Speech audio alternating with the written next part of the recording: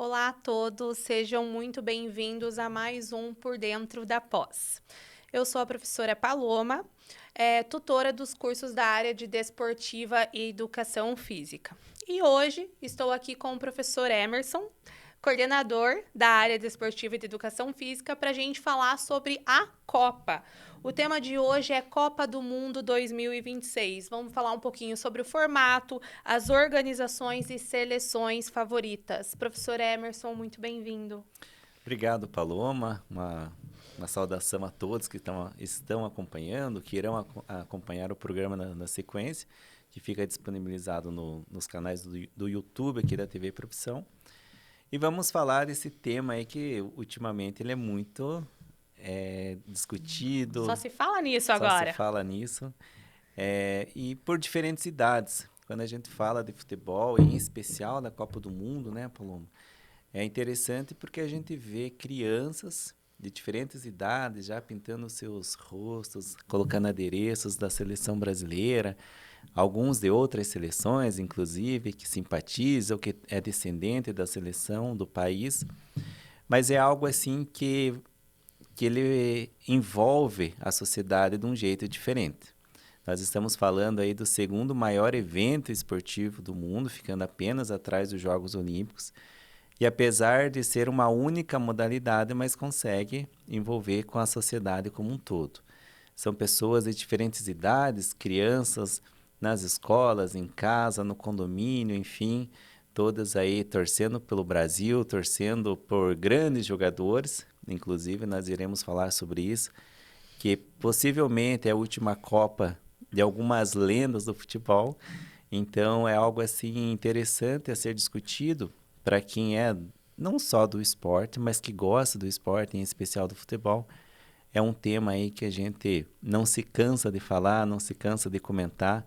Inclusive, traremos algumas curiosidades sobre a Copa. Então, essa Copa, ela é, vai ser, está sendo, né, a maior da história, né, devido ao número de seleções que estão participando. Eu queria falar um pouquinho também sobre o que você falou, dessa questão da união, né, da sociedade com esse tipo de evento, né, esportivo. E eu tenho visto muitas postagens, vídeos também falando muito sobre a questão da geração, né, de como passa. Então, eu acompanhei alguns vídeos de mãe que fez o vídeo das crianças, que já são homens agora, de quando eram bem pequenininhos e foi passando de Copa em Copa. Então, eu acho isso bem legal e acredito que seja também, né, uma maneira de unir ali até as famílias, a sociedade, né? Então, realmente é um evento muito importante. Retomando agora, então o evento vai ser a maior, está sendo, né, a maior Copa devido aí à quantidade de seleções que estão participando. Exatamente. E até quando você comenta essa questão de história, de memória, eu vejo muitos colegas publicando nas redes sociais com os filhos pequenos ou adolescentes, criando memórias. E fica, né, Paloma? Porque Fica. assim, eu lembro, por exemplo, do meu pai na Copa do Mundo de 94, amarrando um pano, uma toalha, porque ele tinha aquela superstição que ele ia amarrar o adversário, que a seleção brasileira ia dominar, ia se dar muito bem. Eu era muito jovem, uma criança na época, mas eu tenho essas lembranças, por exemplo, que ficaram guardadas na memória. Da Copa do Mundo de 98, na qual o Brasil levou um sapeco, né? O termo aí que a gente utiliza no futebol, perdeu para a França por 3-0. E claro, da seleção campeã de 2002, né? Que trouxe o Penta para o Brasil. E na sequência, memórias mais recentes, 2006, 2010, 2014, que foi uma memória péssima, inclusive, na qual o Brasil sofreu a pior derrota das Copas, e 2018 e agora 2022. Ou seja, eu já tive essa experiência, essa memória de diferentes Copas do Mundo e que hoje é de uma forma diferente, porque assim, quando eu era criança, a questão das figurinhas não era tão trabalhada e tão desenvolvida como é hoje, né? E também a questão da acessibilidade. Muitas pessoas têm um acesso mais fácil do que era, quando eu era criança, por exemplo. Então, hoje a gente vê as crianças trocando figurinhas com o colega, com familiares, As enfim. escolas estão liberando dias que as Exatamente. crianças podem levar a figurinha e onde você vai, farmácia, Exato. mercado, lanchonete, qualquer estabelecimento, existe uma placa. Exatamente. Ponto de troca de figurinhas. Uhum. E são questões assim que você cria essa memória. E eu lembro, por exemplo, a minha filha está com 10 anos e pela segunda Copa ela está fazendo o álbum. Apesar que essa Copa são muitas figurinhas, acaba se tornando cara, por exemplo, para você conseguir Sim. completá-lo. Mas de toda forma, eu vejo assim que quando ela tinha 6 anos, que foi a Copa do Catar, o quanto que ajudou ela na questão da geografia de conhecer os países, conhecer os continentes, conhecer também a questão da própria Copa do Mundo e, claro, essa questão de vínculo que vai criando. É, ela, desde os 6 anos, é claro que acompanha a TV, acompanha vários vídeos e vai percebendo quais são os melhores jogadores. E nessa Copa do Mundo nós temos a despedida de dois das grandes lendas do futebol, que é o Cristiano Ronaldo e o Messi. E a do Cristiano Ronaldo, todo mundo quer essa figurinha, as Todo crianças. mundo quer. Então, assim, ela não conseguia a figurinha do Cristiano Ronaldo, o amigo dela tinha. Então, assim, fizeram um combinado dele dar para ela em troca de outra figurinha, enfim, porque é uma figurinha muito disputada. Sim. E também cria essa questão de conhecimento, por exemplo, desses jogadores por tudo que eles fizeram pelo esporte. Então, ela é uma grande fã do Cristiano Ronaldo, apesar do pai dela gostar mais do Messi do que do Cristiano, mas de toda forma são um gosto das crianças, né? A minha também tem 10 anos e eu percebo que ela sabe o nome de todos os países pela bandeira. Exatamente. Assim, e países que nem eu sabia. Ela, Uhum. não, mamãe, esse é esse país aqui, esse é esse país aqui. E eles são realmente interessados, né? São. E eu acho muito legal eu vejo ela falar, contar, assim, e falar sobre os jogadores e tudo. E o que eu acho legal é que, apesar de tudo, eles ainda têm, né, esse interesse nisso, porque eu vejo muita diferença, Emerson, lá de quando eu era pequena, você era pequeno, para agora, né? Onde a gente via, eu tenho uma lembrança que a minha mãe, por exemplo, ela colocava a bandeira em todo o canto da casa, na frente, ela pendurava. Eu tenho uma lembrança dela com um cano de PVC enorme, daquele preto mesmo, assim, Uhum. barato, ela amarrando a bandeira lá na frente e pendurando, assim, no muro da casa. E eu acho que um pouco acabou se perdendo, né, disso também. Acaba mudando a forma de torcer, né? Por exemplo, o sentimento sempre há. Sim, Em algumas pessoas mais, outras menos, mas sempre há um sentimento de torcida. E, claro, como você mencionou, a, o jeito de torcer, inclusive a superstição, acaba se tornando diferente, né? A sociedade vai mudando e essas formas de torcer, de se reunir, acabam mudando também. Hoje nós percebemos que o brasileiro como um só, ele não é que deixou de lado a seleção brasileira, mas vai muito de acreditar no próprio time. Porque, assim, o Brasil ele sempre foi dominante no futebol, não à toa ele foi o primeiro pentacampeão e até o momento o único, mas tinham jogadores assim que deixavam as pessoas, principalmente a torcida brasileira, numa expectativa maior. E hoje não se há, talvez, essa empolgação toda, porque a gente sabe que o Brasil, infelizmente, não é mais um dos favoritos. Se a gente pegar, por exemplo, como eu mencionei, as últimas Copas do Mundo, o Brasil caiu nas quartas de final ou na semifinal, como foi para a Alemanha. E se a gente pega o nome dos atletas, muitos deles, inclusive, eles não têm a mesma identificação que os jogadores lá de trás tinham. Então, tudo isso acaba se perdendo e, como você mencionou, toda aquela questão de adereços que a família, a mãe, o pai, enfim, tinha, acaba se perdendo um pouco. infelizmente, né, acaba se perdendo, mas A gente ainda tem tempo, né? Com certeza. Quem sabe? Então, falar um pouquinho dessa mudança, né, Emerson, dessa questão, dessas seleções que surgiram, né? Que surgiram, foi um adicional de 4 seleções, que transformou, que acabou transformando essa Copa no tamanho que ela está aí, sendo a maior, né, dos últimos anos. 4 são novas, né? Há um Isso. número maior, por exemplo, são 48 seleções na primeira vez na história. Então, assim, é uma Copa do Mundo que agregou mais países. Inclusive, mudou a forma de disputa, porque agora nós temos mais uma fase, entre aspas, de mata-mata, mas de classificação na qual antes os times jogavam na fase de grupos e já iam direto para as oitavas de final. Agora, eles passam uma fase anterior a oitavas e finais, que é 16 avos. Então, assim, são 32 equipes que acabam se classificando, o primeiro e a segunda de cada grupo. E, se eu não me engano, mais 8 seleções que tiverem a terceira melhor colocação.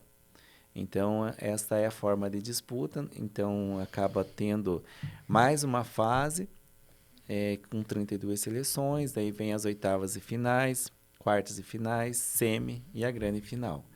Então, assim, o Brasil, existe essa expectativa, né? É muito difícil ele cair, por exemplo, numa fase de grupo, possivelmente ele vai passar dessa fase preliminar às oitavas e finais, e aí já começa um refinamento, né, das seleções mais favoritas e de alguma seleção que pode surpreender. Nós tivemos esse exemplo na Copa do Mundo de 2022, na qual Marrocos foi até a semifinal. Então, assim, Marrocos, se a gente pega na história do futebol, não tinha uma grande campanha. Não. Então, ele conseguiu ser semifinalista. E deu um trabalhinho, né? Deu no último trabalho, jogo. com certeza. E então, assim, pode ser que alguma seleção que até então nunca chegou numa semifinal, numa final, acabe chegando esse ano. Nós podemos, de início, né, ter dentro dos bolões que são feitos, no próprio bolão aqui da instituição.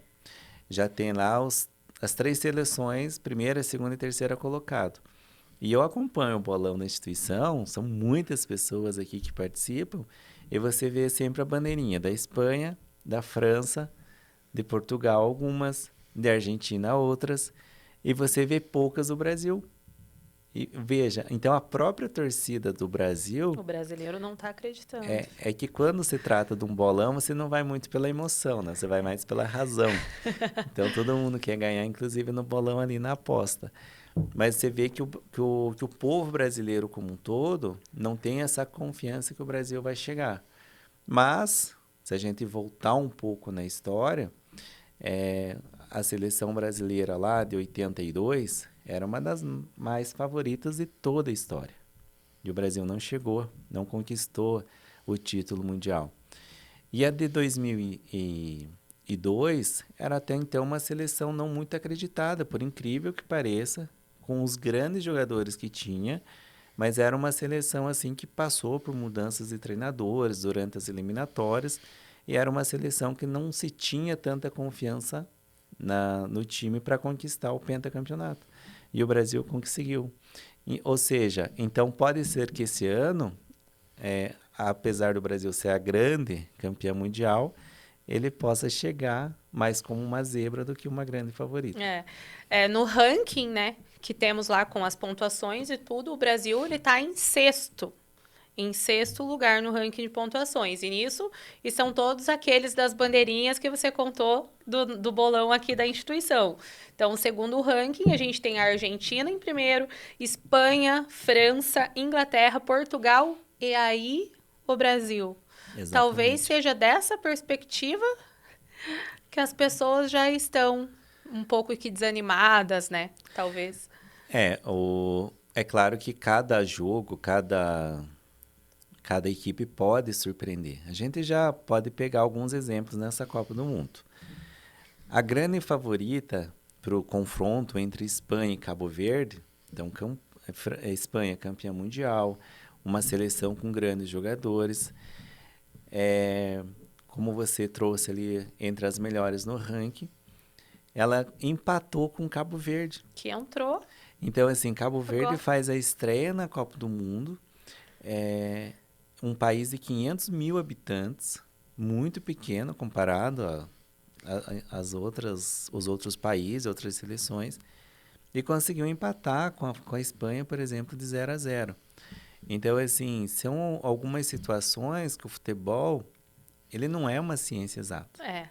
Então, assim, pode ser que algumas dessas seleções possam surpreender durante a Copa, né, do início até o final, e outros jogos também. Se a gente pegar outro exemplo de seleções que até então eram super favoritas, mas não conseguiram traduzir aquele favoritismo em vitória. Não tem como descrever o que vai ser, né? Não tem. A partida, mesmo que tenha essa história toda anterior, e no caso, eu ainda acredito que Cabo Verde entrou com aquela sede de primeira Copa, né? E eu acho que isso também ajuda muito nesse processo, aquela vontade de mostrar por que a gente está aqui pela primeira vez. Então, mas não tem como apostar e ter certeza dos resultados, né? Exatamente. Se a gente pegar, por exemplo, é claro que hoje em dia é comum falar em casas de apostas. Sim. E eu vi um apostador que apostou R$1 milhão na vitória da Espanha. R$1 milhão. Ou seja, ele tem muito dinheiro para apostar R$1 milhão. Mas, de toda forma, você vê que é algo assim que acaba se tornando notícia, porque apesar do lucro, né, ser pequeno comparado a outras apostas, mas era uma aposta possivelmente ali que ele pensou assim, é praticamente ganho, né? O que eu vou apostar, eu vou ganhar.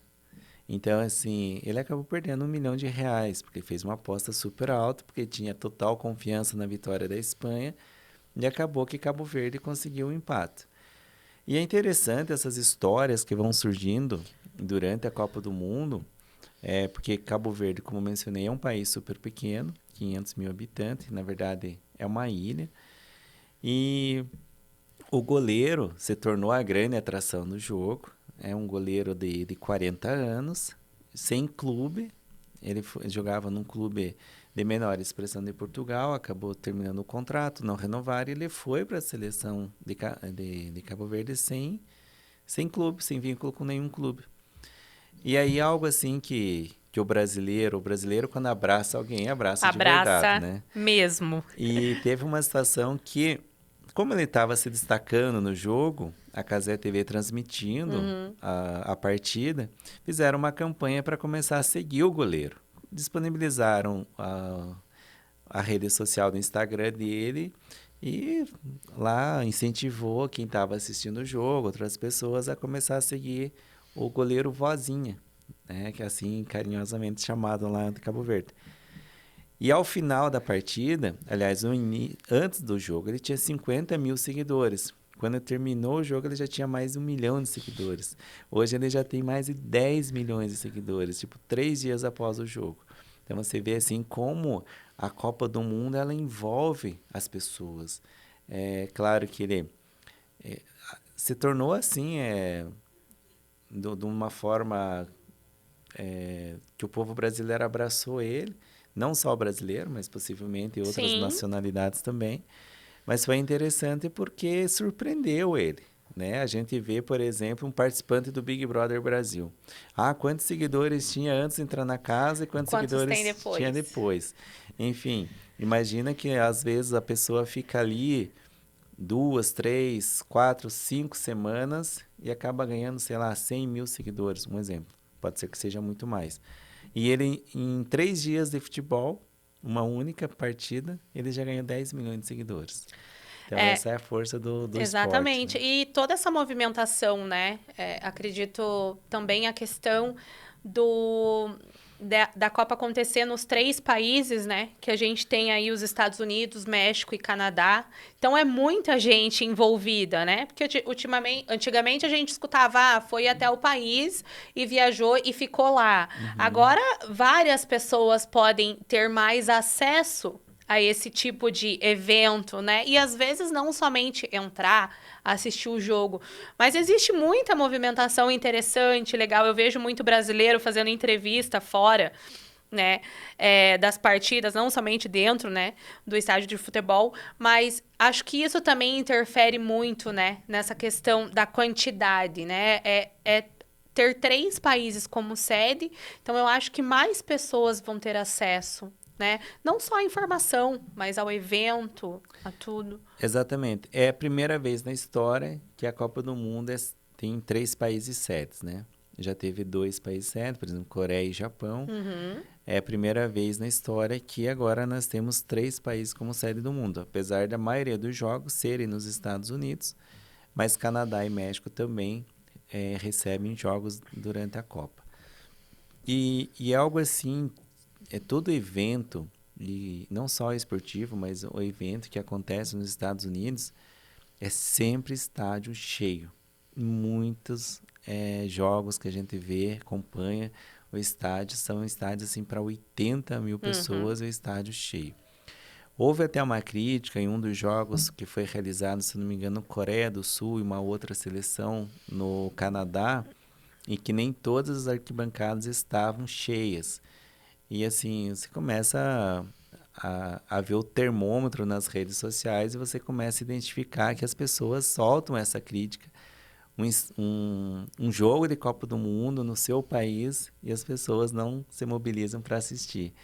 Ou seja, mas conforme os dados da própria FIFA, mostrou depois que foram poucos ingressos não comercializados para aquele jogo. Mas é algo assim que, como a gente vem conversando, é algo que acontece poucas vezes no país, né? Por exemplo, o México se tornou o primeiro país a receber a terceira Copa do Mundo, foi em 70, 86 e agora. Isso. Né? Foram as 3 edições no México. E também já devido ao aumento de seleções que a FIFA trouxe essa mudança para esse ano, essa novidade, então também aumentaram as sedes. A Copa do Mundo de 2030, se eu não estou enganado, ela também será em 3 países, Paraguai, Uruguai e Argentina. Então, são 3 países aqui da América do Sul. Talvez seja um modelo teste agora, né? Para eles verem como que vai funcionar. Exatamente.